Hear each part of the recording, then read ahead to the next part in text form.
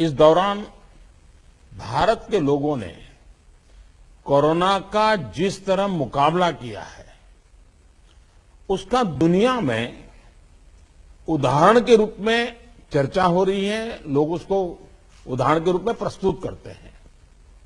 आज भारत में 96% से ज्यादा केसेस रिकवर हो चुके हैं। फैटेलिटी रेट में भी भारत दुनिया के उन देशों की लिस्ट में है जहां ये रेट सबसे कम है। देश और दुनिया में कोरोना की स्थिति को सामने रखते हुए जो प्रेजेंटेशन यहां दिया गया, उससे भी कई अहम पहलू हमारे सामने आए हैं। दुनिया के अधिकांश कोरोना प्रभावित देश ऐसे हैं जिन्हें कोरोना की कई वेव्स का सामना करना पड़ा है। हमारे देश में भी कुछ राज्यों में केसेस कम होने के बाद अचानक से वृद्धि होने लगी है। आप सभी इन पर ध्यान दे रहे हैं, लेकिन फिर भी कुछ राज्यों का उल्लेख हुआ है, जैसे महाराष्ट्र है, पंजाब है, और आप मुख्यमंत्रियों ने भी चिंता व्यक्त की है। सिर्फ मैं कह रहा हूं ऐसा नहीं है। और विशेष चिंता की आप कर भी रहे हैं और करने की जरूरत भी है। हम ये भी देख रहे हैं कि महाराष्ट्र और एमपी में टेस्ट पॉजिटिविटी रेट बहुत ज्यादा है और केसों की संख्या भी बढ़ रही है, बहुत आ रहे हैं। इस बारे में कई ऐसे इलाकों, ऐसे जिलों में भी ये वृद्धि देखने को मिल रही है जो अभी तक खुद को बचाए हुए थे, सेफ जोन थे एक प्रकार से। अब वहां पर हमें कुछ चीजें नजर आ रही हैं। देश के 70 जिलों में तो पिछले कुछ हफ्तों में यह वृद्धि 150% से भी ज्यादा है, 150% से ज्यादा। अगर हम इस बढ़ती हुई महामारी को यही नहीं रोकेंगे तो देशव्यापी आउटब्रेक की स्थिति बन सकती है। हमें कोरोना की उस उभरती हुई सेकंड पीक को तुरंत रोकना ही होगा और इसके लिए हमें क्विक और डिसाइसिव कदम उठाने होंगे। कई जगह देखने को मिल रहा है कि मास्क को लेकर अब स्थानीय प्रशासन द्वारा भी उतनी गंभीरता नहीं दिखाई जा रही। मेरा आग्रह है कि स्थानीय स्तर पर गवर्नेंस को लेकर जो भी दिक्कत है, उनकी पड़ताल, उनकी समीक्षा की जानी और उन दिक्कतों को सुलझाया जाना, ये मैं समझता हूं वर्तमान में बहुत आवश्यक है। ये मंथन का विषय है कि आखिर कुछ क्षेत्रों में ही टेस्टिंग कम क्यों हो रही है, क्यों ऐसे ही क्षेत्रों में टीकाकरण भी कम हो रहा है। मैं समझता हूं कि ये गुड गवर्नेंस की परीक्षा का भी समय है। कोरोना की लड़ाई में हम आज जहां तक पहुंचे हैं उसमें और उससे जो आत्मविश्वास आया है, ये आत्मविश्वास, हमारा कॉन्फिडेंस ओवर कॉन्फिडेंस भी नहीं हो जाना चाहिए। हमारी ये सफलता लापरवाही में भी नहीं बदलनी चाहिए। हमें जनता को पैनिक मोड में भी नहीं लाना है। एक भय का साम्राज्य फैल जाए, ये भी स्थिति नहीं लानी है। और कुछ सावधानियां बरत करके, कुछ इनिशिएटिव लेकर के हमें जनता को परेशानी से मुक्ति भी दिलानी है। अपने प्रयासों में हमें अपने पुराने अनुभवों को शामिल करके रणनीति बनानी होगी। हर राज्य के अपने अपने प्रयोग हैं, अच्छे प्रयोग हैं, अच्छे इनिशिएटिव हैं। कई राज्य दूसरे राज्यों से नए नए प्रयोग सीख भी रहे हैं। लेकिन अब एक साल में हमारी गवर्नमेंट मशीनरी को नीचे तक ऐसी स्थितियों में कैसे काम करना, करीब करीब ट्रेनिंग हो चुकी है। अब हमें प्रोएक्टिव होना जरूरी है। हमें जहां जरूरी हो, और ये मैं आग्रहपूर्वक कहता हूं, माइक्रो कंटेनमेंट जोन बनाने का विकल्प भी किसी भी हालत में ढिलास नहीं लानी चाहिए। इस पर बड़े आग्रह से काम करना चाहिए। जिलों में काम कर रही पैंडेमिक जो रिस्पांस टीम्स को कंटेनमेंट और सर्वेलेंस एसओपीस इसकी रीओरिएंटेशन की आवश्यकता हो, वो भी किया जाना चाहिए। फिर से एक बार 4 घंटे 6 घंटे के लिए बैठ करके चर्चा हो, हर लेवल पे चर्चा हो, सेंसिटाइज भी करेंगे, पुरानी चीजें याद भी करा देंगे और गति भी ला सकते हैं। और इसके साथ ही टेस्ट, ट्रैक और ट्रीट, इसको लेकर भी हमें उतनी ही गंभीरता की जरूरत है जैसे कि हम पिछले 1 साल से करते आ रहे हैं। हर संक्रमित व्यक्ति के कॉन्टैक्ट को कम से कम समय में ट्रैक करना और आरटी-पीसीआर टेस्ट रेट 70% से ऊपर रखना बहुत अहम है। हम ये भी देख रहे हैं कि कई राज्यों में रैपिड एंटीजन टेस्टिंग पर ही ज्यादा बल दिया जा रहा है और उसी भरोसे गाड़ी चल रही है। जैसे केरल है, उड़ीसा है, छत्तीसगढ़ है, यूपी है। मुझे लगता है कि इसमें बहुत तेजी से बदल की जरूरत है। इन सभी राज्यों में, मैं तो चाहता हूं देश के सभी राज्यों में हमें आरटी-पीसीटी टेस्ट और बढ़ाने पर जोर देना होगा। एक बात जो बहुत ध्यान देने वाली है वो ये कि इस बार हमारे टियर 2 और टियर 3 शहर जो शुरू में प्रभावित नहीं हुए थे, उनके आसपास के क्षेत्र प्रभावित ज्यादा हो रहे हैं। देखिए, इस लड़ाई में हम सफलतापूर्वक बच पाए हैं, उसका एक कारण था कि हम गांवों को इससे मुक्त रख पाए थे। लेकिन टियर 2, टियर 3 सिटी पहुंचा तो इसको गांव में जाने से देर नहीं लगेगी और गांवों को संभालना हमारी व्यवस्थाएं बहुत कम पड़ जाएगी। और इसलिए हमें छोटे शहरों में टेस्टिंग को बढ़ाना होगा। हमें छोटे शहरों में रेफरल सिस्टम और एम्बुलेंस नेटवर्क के ऊपर विशेष ध्यान देना होगा। प्रेजेंटेशन में ये भी बात हमारे सामने रखी गई कि अभी वायरस का स्प्रेड डिस्प्रेस्ड मैनर में हो रहा है। इसकी बहुत बड़ी वजह यह भी है कि अब पूरा देश ट्रैवल के लिए खुल चुका है। विदेशों से आने वाले लोगों की संख्या भी बढ़ी है। इसलिए आज हर एक केस के ट्रैवल की, उसके कॉन्टैक्ट्स के ट्रैवल की सूचना सभी राज्यों को आपस में भी साझा करना जरूरी है। आपस में जानकारी साझा करने के लिए किसी नए मैकेनिज्म की जरूरत लगती है तो उस पर भी विचार होना चाहिए। इसी तरह विदेश से आने वाले यात्रियों और उनके कॉन्टैक्ट्स के सर्वेलेंस के लिए एसओपी के पालन की जिम्मेदारी भी हमारी अब बढ़ गई है। अभी हमारे सामने कोरोना वायरस के न्यूटन्स को भी पहचाने और उनके प्रभावों का आकलन का भी एक प्रश्न है।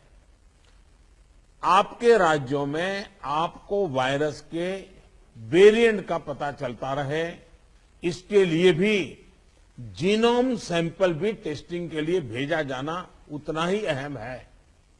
साथियों, वैक्सीन अभियान को लेकर कई साथियों ने अपनी बात रखी। निश्चित तौर पर इस लड़ाई में वैक्सीन अब 1 साल के बाद हमारे हाथ में एक हथियार आया है।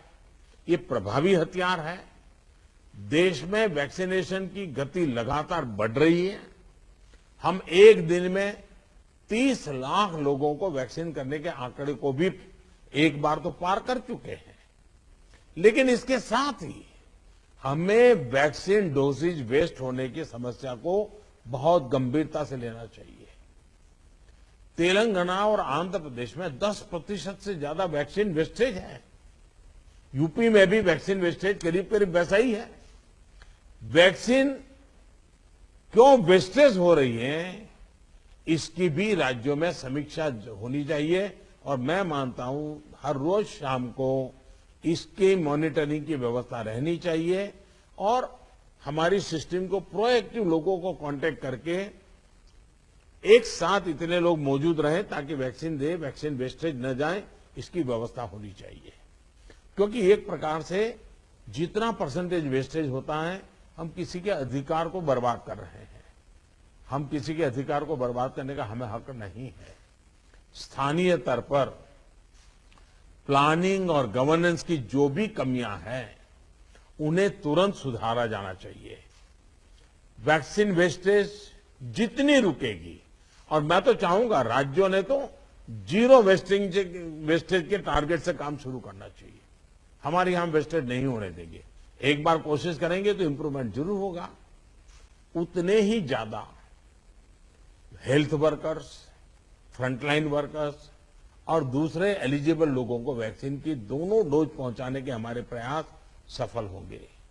मुझे विश्वास है कि हमारे इन सामूहिक प्रयासों और रणनीतियों का अमल जल्दी हमें दिखाई देगा और उसका परिणाम भी नजर आएगा। अंत में मैं कुछ बिंदु फिर एक बार दोहराना चाहता हूं ताकि हम सभी इन विषयों पर ध्यान देते हुए आगे बढ़े। एक मंत्र जो हमें लगातार हम सबको कहना होगा, दवाई भी और कड़ाई भी। देखिए, दवाई मतलब बीमारी चली गई ऐसा नहीं। मान लीजिए किसी को जुकाम हुआ है, उसने दवाई ले ली, सब ली, लेकिन इसका मतलब ये नहीं है कि उसको ठंडी जगह पे बिना सुरक्षा के ऊनी कपड़े वगैरह पहने बिना वो चला जाए, बारिश में कहीं भीगने के लिए चला जाए। भाई ठीक है, तुमने दवाई ली है, लेकिन तुम्हें बाकी संभालना तो पड़ेगा ही पड़ेगा। ये हर हेल्थ का नियम है जी। ये कोई इस बीमारी के लिए नहीं है, ये हर बीमारी के लिए है जी। अगर हमें टाइफाइड हुआ, दवाई हो गई, सब हो गई, फिर भी डॉक्टर कहते हैं वे इन चीजों को नहीं खाना। ये वैसा ही है। और इसलिए मैं समझता हूं इतनी सामान्य बात लोगों को समझानी चाहिए। और इसलिए दवाई भी और कड़ाई भी, इस विषय में हम बार बार लोगों को आग्रह करें। दूसरा जो विषय मैंने कहा, आरटीपीसीआर टेस्ट को स्केल अप करना बहुत आवश्यक है ताकि नए केसेस की पहचान तुरंत हो सके। स्थानीय प्रशासन को माइक्रो कंटेनमेंट जोन बनाने की दिशा में हमें आग्रह करना चाहिए। वो वहीं पर काम तेजी से करें, हम बहुत तेजी से रोक पाएंगे ताकि संक्रमण का दायरा फैलने से रोकने में वो मदद करेगा। वैक्सीन लगाने वाले केंद्रों की संख्या बढ़ाने की आवश्यकता है। वो प्राइवेट हो, सरकारी हो, जितना, जैसा आपने मैप देखा होगा, वो आपके लिए भी राज्यवार भी बनाया। वो शुरू में जो ग्रीन डॉट वाला बताया था, और देखने से ही पता चलता है बहुत सारे इलाके हैं कि जहां लाइट ग्रीन लग रहा है, मतलब कि हमारे वैक्सीनेशन सेंटर उतने नहीं है और या तो एक्टिव नहीं है। देखिए, टेक्नोलॉजी हमारी बहुत मदद कर रही है। हम बहुत आसानी से डे टू डे चीजों को ऑर्गेनाइज कर सकते हैं। इसका हमें फायदा तो लेना है, लेकिन उसमें उसके आधार पर हमें इंप्रूवमेंट करना है। हमारे जितने सेंटर्स प्रोएक्टिव होंगे, मिशन मोड में काम करेंगे, वेस्टेज भी कम होगा, संख्या भी बढ़ेगी और एक विश्वास तुरंत बढ़ेगा। मैं चाहता हूं कि इसको बल दिया जाए। साथ ही एक बात हमें ध्यान रखनी होगी, क्योंकि ये वैक्सीन निरंतर प्रोडक्शन हो रहा है और जितना जल्दी हम इससे बाहर निकले, हमें निकलना है। अदरवाइज ये 1 साल, 2 साल, 3 साल तक खींचता चला जाएगा। एक मुद्दा है वैक्सीन की एक्सपायरी डेट। हमें ध्यान रखना चाहिए कि जो पहले आया है उसका पहले उपयोग हो, जो बाद में आया है उसका बाद में उपयोग हो। अगर जो बाद में आया हुआ हम पहले उपयोग कर लेंगे तो फिर एक्सपायरी डेट और वेस्टेज की स्थिति बन जाएगी। और इसलिए मुझे लगता है कि अवॉइडेबल वेस्टेज से तो हमें बचना ही चाहिए। हमें पता होना चाहिए कि ये लॉट हमारे पास जो है, इसकी एक्सपायरी डेट ये है, हम सबसे पहले इसका उपयोग कर लेंगे। ये बहुत जरूरी है। और इन सभी बातों के साथ इस संक्रमण के फैलाव को रोकने के लिए जो मूलभूत कदम है, जैसा मैं कहता हूं, दवाई भी और कड़ाई भी। मास्क पहनना है, 2 गज की दूरी बनाए रखना है, साफ सफाई का ध्यान रखना है, पर्सनल हाइजीन हो या सोशल हाइजीन, पूरी तरह उसको बल देना पड़ेगा। ऐसे कई कदम जो पिछले 1 साल से हम करते आए हैं, फिर से एक बार उसको बल देने की जरूरत है, फिर से इस बार आग्रह करने की जरूरत है। उसमें हमें कड़ाई करनी पड़े तो करनी चाहिए। जैसे हमारे कैप्टन साहब कह रहे थे कि हम कल से एक बड़ा कड़ाई करने का मूवमेंट चला रहे, अच्छी बात है। मुझे लगता है कि हम सब ने इस दिशा में हिम्मत के साथ करना पड़ेगा। मुझे विश्वास है कि इन विषयों पर लोगों की जागरूकता बनाए रखने में हमको सफलता मिलेगी। मैं फिर एक बार आपके सुझावों का लिए धन्यवाद करता हूं, और भी जो सुझाव है आप जरूर भेजिए। जो हॉस्पिटल के विषय में जो आज चर्चा निकली है, आप 2-4 घंटे में ही सारी जानकारी दे दीजिए, ताकि मैं शाम को 7-8 बजे के आसपास मेरे डिपार्टमेंट के लोगों के साथ रिव्यू करके इसमें से अगर कोई बॉटल नेक है तो उसको दूर करने के लिए कोई आवश्यक निर्णय करने होंगे तो हेल्थ मिनिस्ट्री तुरंत कर लेगी, और मैं भी उस पर ध्यान दूंगा। लेकिन मैं कहता हूं कि हम अब तक जो लड़ाई जीतते आए हैं, हम सबका सहयोग है, एक एक हमारा कोरोना वॉरियर का सहयोग है, उसके कारण हुआ है। जनता जनार्दन ने भी बहुत कोऑपरेट किया है जी। हमें जनता से जूझना नहीं पड़ा है। हम जो भी बात लेते गए, जनता ने विश्वास किया है, जनता ने साथ दिया है, और भारत विजयी हो रहा है 130 करोड़ देशवासियों की एक जागरूकता के कारण, 130 करोड़ देशवासियों की सहयोग के कारण, 130 करोड़ देशवासियों के कोऑपरेशन के कारण। हमें जितना जनता जनार्दन को इस विषय पर फिर से जोड़ पाए, फिर से विषय को बताएंगे, मुझे पक्का विश्वास है कि जो अभी बदलाव नजर आ रहा है, हम उस बदलाव को फिर से एक बार रोक पाएंगे, फिर से हम नीचे की तरफ ले जाएंगे, ऐसा मेरा पक्का विश्वास है। आप सबने बहुत मेहनत की है, आपके पास इसकी एक एक्सपर्टाइज टीम बन चुकी है। थोड़ा आप डेली 1 बार 2 बार पूछना शुरू कर दीजिए, सप्ताह में 1-2 बार मीटिंग लेना शुरू कर दीजिए, चीजें अपने आप गति पकड़ जाएगी। मैं फिर एक बार बहुत शॉर्ट नोटिस में आप सबको आज की मीटिंग मैंने ऑर्गेनाइज की, लेकिन फिर भी आपने समय निकाला और बहुत विस्तार से अपनी सारी जानकारियां दी। मैं आपका बहुत बहुत आभार व्यक्त करता हूं। धन्यवाद जी।